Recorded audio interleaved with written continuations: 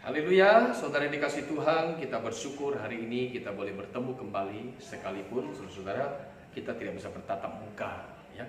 Kita tidak bisa berkumpul di gereja, kita tidak bisa beribadah bersama-sama di gereja. Kita menjadikan ibadah online sebagai sebuah pilihan. Karena kondisi seperti sekarang, saudara-saudara kita tahu, ya, tidak memungkinkan kita untuk berkumpul satu dengan yang lain.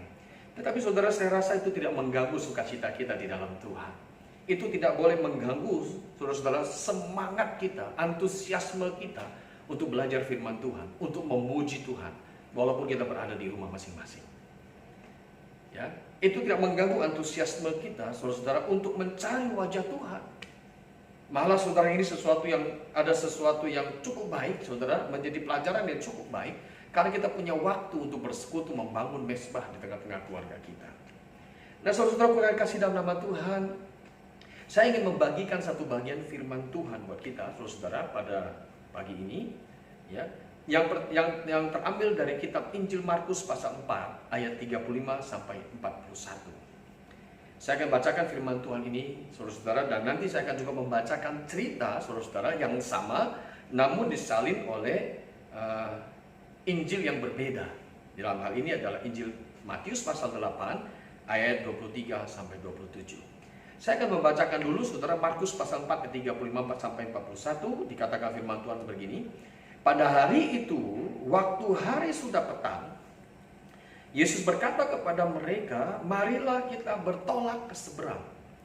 Mereka meninggalkan orang banyak itu, lalu bertolak dan membawa Yesus beserta dengan mereka dalam perahu, di mana Yesus telah duduk dan perahu-perahu lain juga menyertai dia. Lalu mengamuklah taufan yang sangat dahsyat dan ombak menyembur masuk ke dalam perahu, sehingga perahu itu mulai penuh dengan air. Ayat 36. Pada waktu itu Yesus sedang tidur di buritan di sebuah tilam. Maka murid-muridnya membangunkan dia dan berkata kepadanya, Guru, engkau tidak peduli kalau kita binasa? Ayat 39 berkata, ia pun bangun menghardik angin itu dan berkata kepada danau itu, diam, tenanglah. Lalu angin itu reda dan danau itu menjadi teduh sekali. Lalu ia berkata kepada mereka, mengapa kamu begitu takut? Mengapa kamu tidak percaya? Mereka menjadi sangat takut dan berkata seorang kepada yang lain, siapa gerangan orang ini sehingga angin dan danau pun taat kepadanya? Saudara-saudara, cerita ini sudah tentu kita sering mendengar, saudara-saudara. Dikatakan firman Tuhan bahwa suatu hari Tuhan Yesus bersama murid-muridnya bertolak ke seberang. Dan dalam perjalanan itu, saudara-saudara, mereka mengalami angin taufan, kata firman Tuhan, yang membuat kapal mereka tidak sekedar terombang-ambing, tapi sudah mulai masuk air. Sudah menjadi satu suasana yang mengerikan.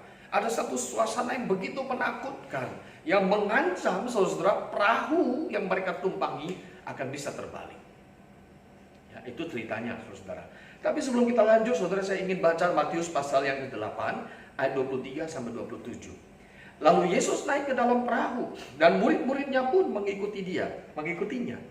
Sekonyong-konyong mengamuklah angin ribut di danau itu, sehingga perahu itu ditimbus gelombang. Tetapi Yesus tidur. Maka datanglah murid-muridnya membangunkan dia, katanya, Tuhan, tolonglah kita binasa. Ia berkata kepada mereka, mengapa kamu takut, kamu yang kurang percaya? Lalu bangunlah Yesus menghardik angin danau itu. Maka danau itu menjadi teduh sekali. Dan heranlah orang-orang itu, katanya, orang apakah dia ini sehingga angin dan danau pun taat kepadanya. Saudara, sekali lagi kedua cerita ini, saudara-saudara, adalah satu kejadian yang sama. Ya, peristiwa yang sama. Ya, tetapi saudara, dicatat oleh orang yang berbeda. Markus mencatat dalam pasal yang keempat, saudara-saudara, ayat yang ke-35 sampai 41 tadi. Sedangkan Matius mencatat juga, saudara, Matius pasal 8. Ceritanya sama. Kondisi yang dihadapi sama. Namun saudara, ternyata kita melihat mereka menceritakannya dengan cara yang berbeda. Apa yang saya katakan berbeda? Mari kita memperhatikan, saudara-saudara, ayat yang ke-38 dari kitab Injil Markus pasal yang keempat tadi. Pada waktu itu Yesus sedang tidur di buritan di sebuah tilam. Maka murid-muridnya membangunkan dia dan berkata kepadanya, "Guru, engkau tidak peduli kalau kita binasa." Ayat yang ke-39, ia pun bangun, menghardik angin itu dan berkata kepada danau itu, "Diam, tenanglah."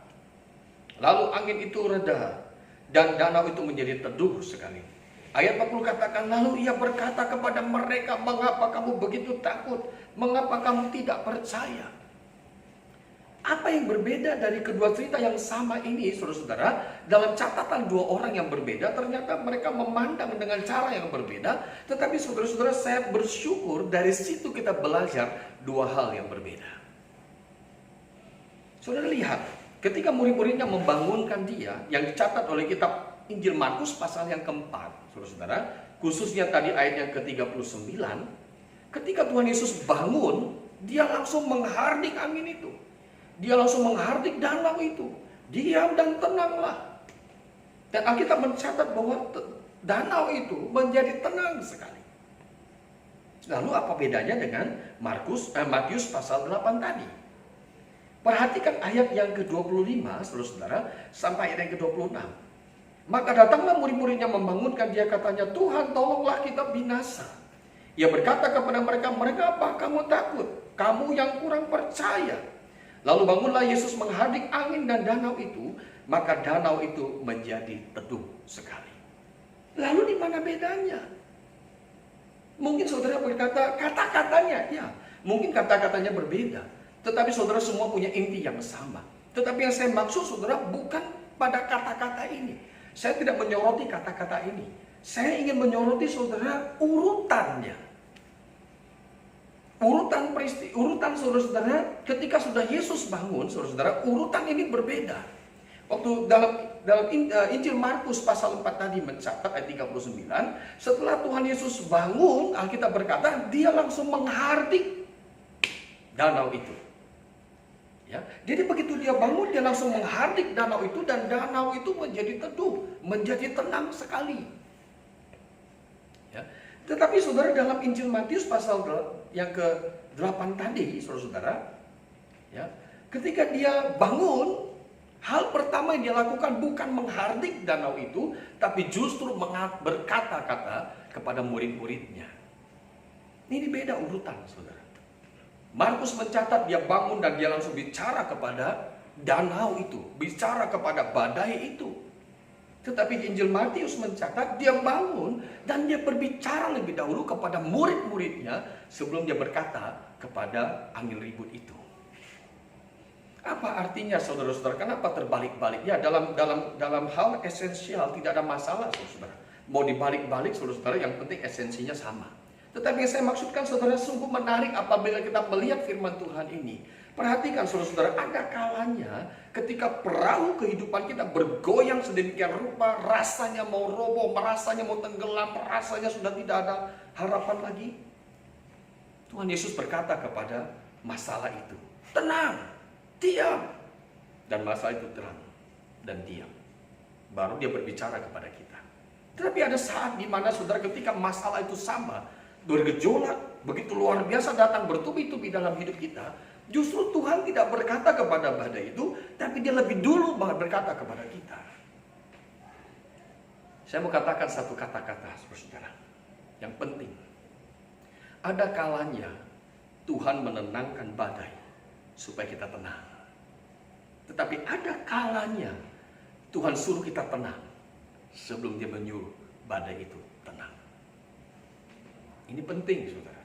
Kita kalau ikut maunya kita rasanya mau badai itu tenang, baru kita tenang. Kita mau badai reda dulu, baru kita tenang. Tapi kadang-kadang Tuhan ingin kita tenang dulu. Ya, kitanya yang tenang dulu, saudara, sebelum badai itu tenang. Ya, ada kalanya, saudara-saudara, Tuhan ingin bukan badainya yang harus lebih duluan tenang, tetapi kitanya harus lebih dulu tenang. Dan ini penting, saudara-saudara. Ya, mungkin beda dengan urutan dengan yang kita mau. Kita maunya adalah badai duluan tenang, baru kita bisa merasakan ketenangan. Tetapi saudara, saya mau katakan, ada kalanya di mana Tuhan ingin lebih dahulu saudara yang tenang sebelum dia menenangkan badai itu. Dari bagian firman Tuhan ini kita belajar, saudara. Kita belajar menghadapi segala sesuatu yang terjadi dalam hidup kita. Mungkin kita ingin buru-buru Tuhan tenangkan badai. Tetapi mungkin juga Tuhan ingin saudara lebih dulu tenang sebelum badai itu menjadi tenang. Adakah penting sekali saudara? Adalah penting bagi Tuhan menenangkan badai. Tetapi adalah juga penting buat Tuhan untuk menenangkan kita. Tapi sekali lagi saudara, kadang-kadang Tuhan lebih dulu menenangkan kita sebelum dia menenangkan badai itu. Kadang-kadang saudara, Tuhan lebih dulu menanggulangi kita sebelum menanggulangi badai. Ada kalanya Tuhan ingin berbicara dulu kepada kita sebelum dia berbicara kepada badai. Ada kalanya Tuhan ingin saudara-saudara membuat hati kita tenang dulu di tengah badai sebelum dia menenangkan badai untuk membuat kita tenang. Sebab itu saudaraku terkasih dalam nama Tuhan, saat-saat ini, hari-hari ini, kita seolah-olah dalam kondisi badai ini, saudara. Kita dalam satu kondisi badai ini. Dan sepertinya badai ini tidak tahu kapan akan berhenti. Kita tidak tahu kapan kita akan bisa berkumpul lagi bersama-sama di gereja. Kita tidak tahu saudara kapan akan berakhir pandemi ini. Kita menganggap ini seperti sebuah kondisi yang sudah begitu buruk. Perahu kita sudah mulai rasanya mau tenggelam. Kita sudah mulai mengalami masa-masa yang begitu sulit. Tapi sekali lagi saya mau katakan saudara, kadang-kadang Tuhan menenangkan badai supaya kita tenang. Tetapi kadang-kadang juga Tuhan ingin kita dulu yang tenang sebelum badai itu ditenangkan oleh Tuhan. Maka saya mengajak kita saudara-saudara untuk tenang. Menghadapi badai ini saudara, kita harus tenang. Ya, jangan terbawa kepada berita-berita yang menakutkan. Tenang dalam arti kata saudara, bukannya kita tidak berjaga-jaga. Tenang bukan berarti kita lengah saudara. Tenang dalam arti saudara kita percaya akan pertolongan Tuhan atas hidup kita. Saudaraku terkasih dalam nama Tuhan, saya mengajak kepada kita saudara, pandanglah setiap peristiwa yang buruk, setiap peristiwa negatif dengan cara-cara yang positif. Karena kadang-kadang Tuhan memakai badai untuk mengingatkan kita. Kadang-kadang Tuhan memakai badai untuk mengajar kita. Kadang-kadang Tuhan memakai badai untuk membawa kita lebih dekat kepadanya. Dan ini penting, saudara-saudara. Sebab itu, saudaraku terkasih dalam nama Tuhan, saya mau mengajak kita melewati masa-masa krisis seperti ini. Kita tetap memiliki pengharapan kepada Tuhan. Kita tetap tenang. Kita punya keyakinan yang teguh untuk berkata, Tuhanku akan menolongku. Dan kita harus bersikap tenang. Ya, kita harus bersikap tenang saudara menghadapi semuanya ini. Saya percaya saudara-saudara, kadang-kadang badainya tenang, saya bilang tadi, baru kita ditenangkan. Tapi mungkin saja Tuhan ingin menenangkan kita sebelum dia menenangkan badai itu. Tetap semangat saudaraku terkasih dalam nama Tuhan. Tetap berjalan bersama Tuhan, tetap melakukan firman-Nya, tetap beribadah di rumah, saudara baca firman, berdoa bersama keluarga, kumpul bersama, berdoa bergandengan tangan, memohon belas kasihan Tuhan atas negeri kita, memohon belas kasihan Tuhan atas apa yang terjadi di tengah-tengah kita. Kita tetap berdoa bersama, kita tetap berdoa di hadapan Tuhan, memohon belas kasihan Tuhan. Dan saya percaya, ada waktu di mana Tuhan akan melakukan bagiannya. Haleluya. Sebab itu saudara, kiranya Tuhan memberkati kita, Tuhan memberikan kekuatan kepada kita, Tuhan membawa kita lebih dalam bersamanya.